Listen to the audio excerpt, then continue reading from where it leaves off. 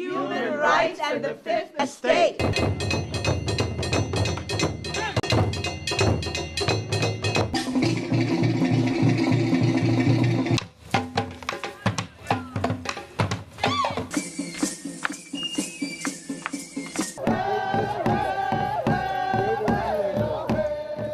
Comunidad. Daraja. Smile. Harambe. Makar. Righteousness. Habla. Human rights and the fifth estate.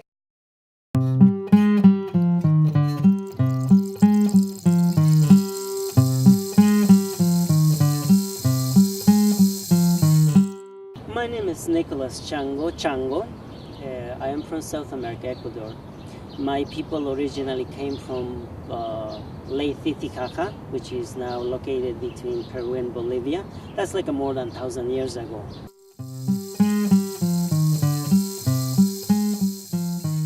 Well, there are prophecies from my elders that they have told me that is when I will be very young, I will be leaving, because I have to go and remind the people about the spirituality and practice the human rights wherever I am. So that's what happened more than 20 years ago, and I left the country and I end up in this United States. My original beliefs is that as goes back as the more than 1,000 years, is that our elders came to the northern part, which is now Ecuador, with 7 mandates. I will just name it a couple of them. And the first one is we must keep and practice, we must keep it alive at all costs, the spirituality, and respect other people's nations' beliefs, because they are equal to us in this beautiful Mother Earth. And the second one was that our elders arrived to where they are right now as they were the doorkeepers to the entrance to the Amazon.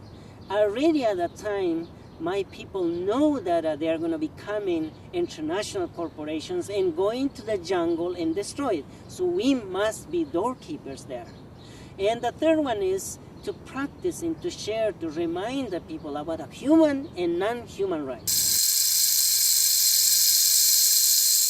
Year 2000, in the month of August, when I was in the state of Wisconsin, I was as a student of the University of Wisconsin, but at the same time, I was, in order to pay my studies, I was washing dishes. And then one day I look at it in the mirror, where the sink is, and I decided that, I saw myself and I said, what I'm doing here? This is a very good. I am making money and I have to pay my studies, but it's something missing. And that was the spirituality, and that was also, I shouldn't say it was missing. It was just I lacked in a box, and I said, right now I need to do this thing.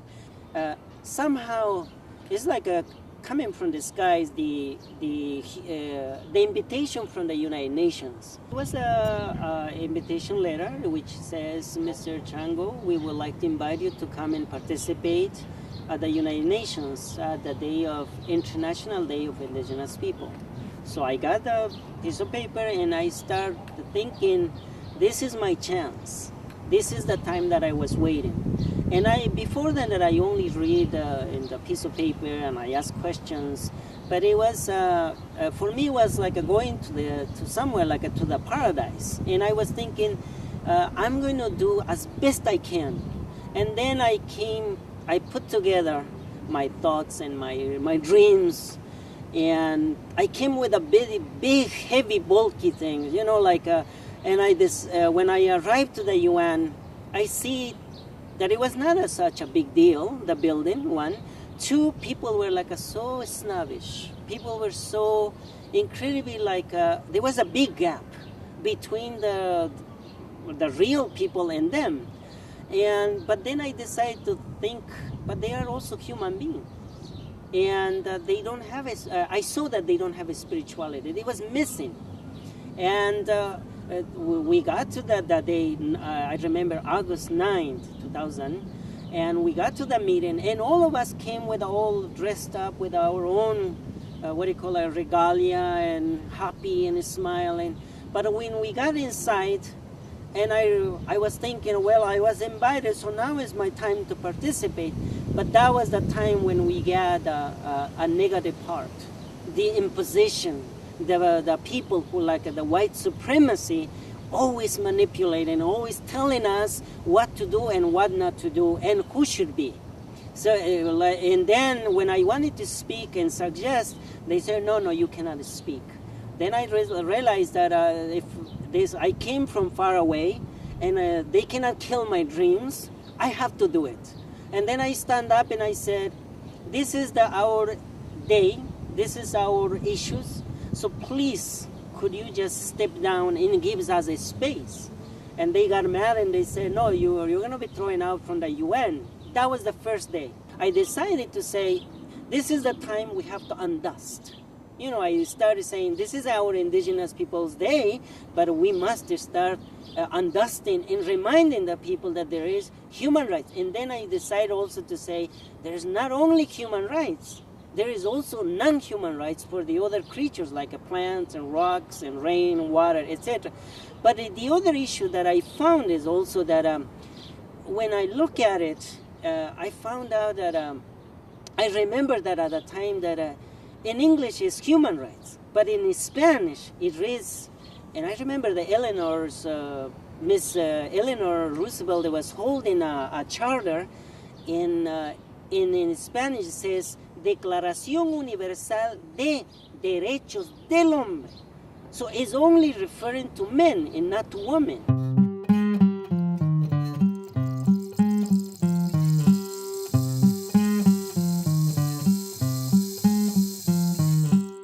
Our declaration, it is 46 articles compared to the Universal Declaration on Human Rights. Our declaration is 46 articles and refers to all kinds of beings, and into this universe. It's not only like 30 articles referring to the human rights issues, but ours refers to the water, to the trees, refers to the sky, refers to the spirituality, refers to the women, refers to the gay and lesbian, refers to the, the disabled people, the people who are there.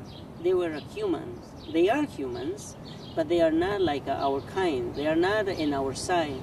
They're the majority of them are in the corporation side, like the big elitist people. So when I was there, I tried to really ask them to include the spirituality there, but they don't want it. For example, at the Human Rights Charter, in English, there is one word in the article first. It says spirit, and that's it. Our elders, when it came to the northern part, they came with several mandates, and one of them is to keep alive the language, the culture, the cultural symbols, such as the wipala that I have in my back, and that one signifies is a spiritual power, and represents the human and non-human rights.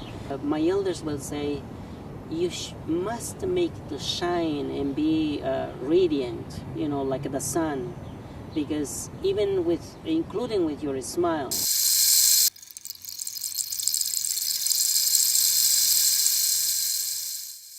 When we start speaking in that way, they say, oh, the Indians are confused. I am not confused, and I was not confused. Because the trees, when they are being cut down, the trees has a soul. The trees have feelings.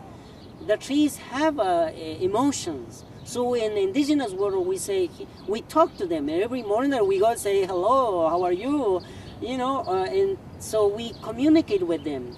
But here in this society, it was not. So when I came, besides that, asking to include these issues, I asked them that as indigenous people, we are different. We are equal, but different. We are when we were there. But they say, no, you are not equal. Human rights is for all humans. And it was not the way. It's just only empty words that they speak. They spend so much money. Human rights, it's a business. It's not an issue of spirituality or doing for somebody.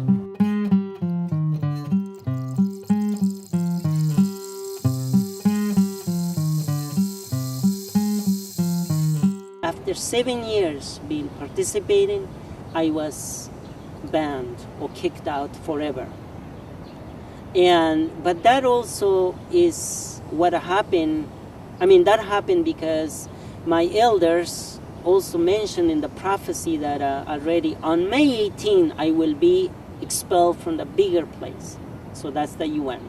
And that day is also the day that the last Inca who rebelled against the Spaniards in 1781. May 18, when he was decapitated. So that day happened and I was expelled. So until now, from May 18, 2009, I am not able to go in. Nobody wants to explain me why or what are the reasons.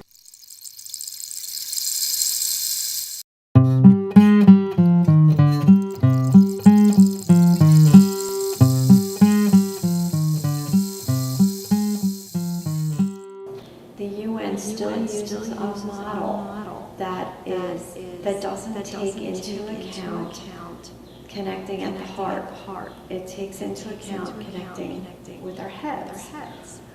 So decision making, where people are seated, their little name tags around them. It's still what I would call a more patriarchal model.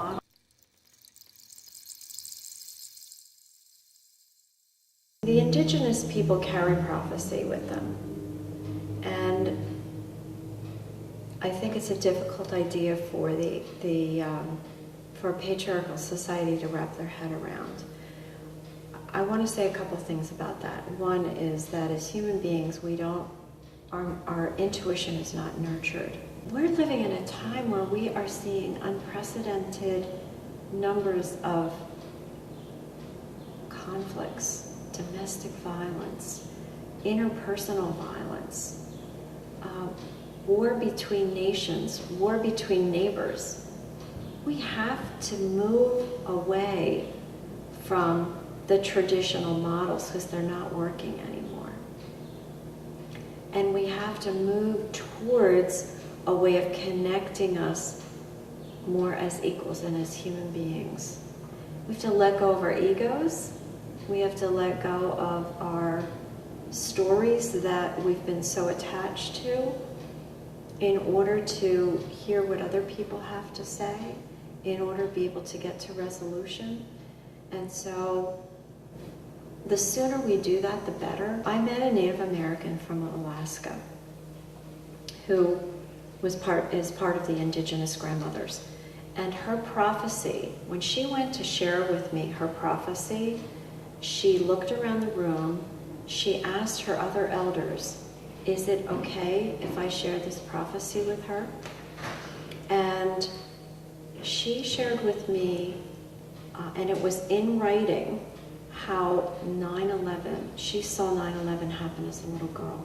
She knew it was going to happen. And I got chills. I get the chills to this day when I think about her sharing that with me, that she saw the Twin Towers coming down. This is a woman who is 80 years old. The Twin Towers didn't even exist when she was born, yet she had this prophecy as a little girl. Her culture nurtured their prophecies. In other words, they didn't say, don't, how could that be possible? But that's what we do to so many people. We might feel something is going to happen, but we will have many people around us just poo-hooing the idea. So I'm a believer in being able to unpack a prophecy to understand it better. We haven't been taught to honor not just human beings, but the life that supports human beings. All we see is the human being. We're not seeing this vast support system that supports us.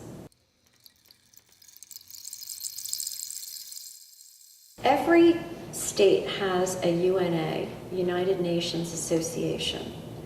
And these are real people that want to be connected to the UN that want to be promoting the work of the UN. And I think that would be a place to start, to have conversations with these United Nations associations to say, who's not at the table at the UN? Who else do we need to be listening to? How do we create a more level playing field for everybody? Because we have not created a more level playing field for everybody. I think these are the bigger questions. I've often gone to speakers that come to the United Nations Association, and they usually stand at a podium with a microphone. They're speaking to an audience, and then there's a Q&A afterwards. That would have to change. And I think UNAs are open to that. I think that these are your average people who are listeners, who do want change. And they, in turn, will influence the United Nations.